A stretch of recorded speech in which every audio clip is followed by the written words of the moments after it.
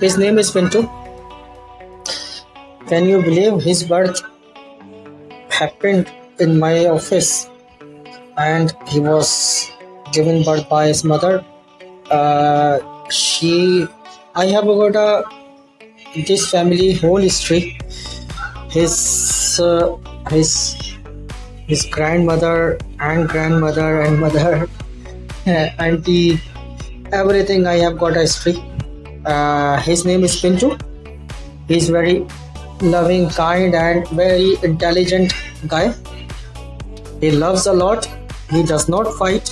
He's very good guy. Hey Pinto, you are a very good guy.